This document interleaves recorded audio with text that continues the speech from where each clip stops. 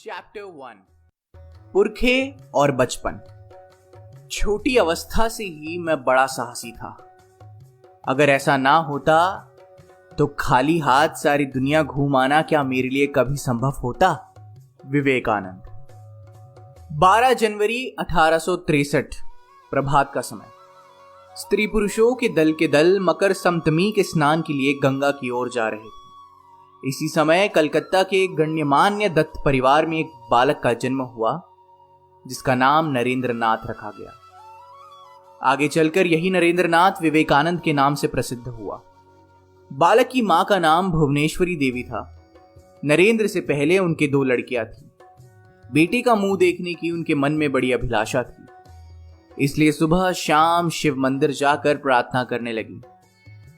कहते हैं कि एक दिन वो पुत्र कामना में इतनी ध्यान मग्न हुई कि उन्हें कैलाशपति शिव सामने खड़े दिखाई दिए। धीरे धीरे उन्होंने शिशु रूप धारण किया और भुवनेश्वरी देवी की गोद में बैठ गए। इससे मां का यह विश्वास बना कि बेटे का जन्म शिव के वरदान से हुआ है, इसलिए उन्होंने उसका नाम वीरेश्वर रखा। घर में यही नाम चलता था और प्रियजन बीले कहकर पुकारते थे। कलकत्ता में कायस्थ वंश के कई दत्त परिवार थे। इन परिवारों में बहुत से योग्य और विद्वान व्यक्ति पैदा हुए। विवेकानंद के समकालीन इतिहासकार रमेश चंद्र दत्त उनमें से एक थे।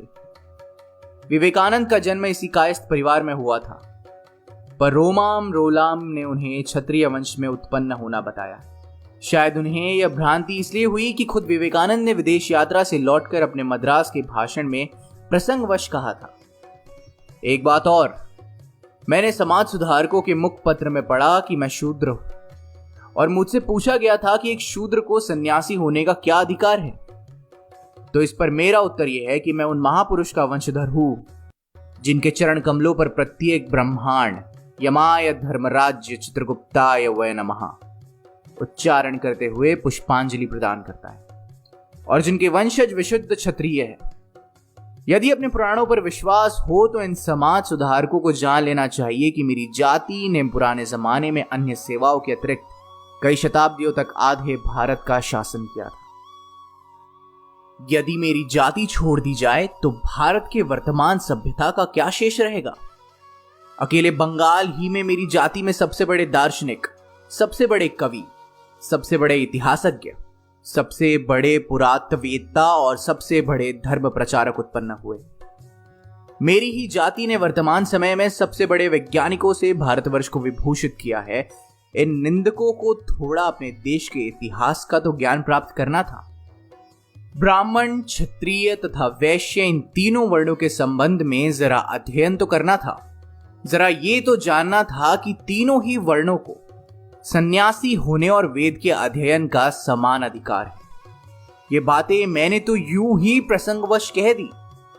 वो जो मुझे शूद्र कहते हैं, इसकी मुझे तनिक भी पीड़ा नहीं। मेरे पूर्वजों ने गरीबों पर जो अत्याचार किया था, इससे उसका कुछ परिशोध हो जाएगा।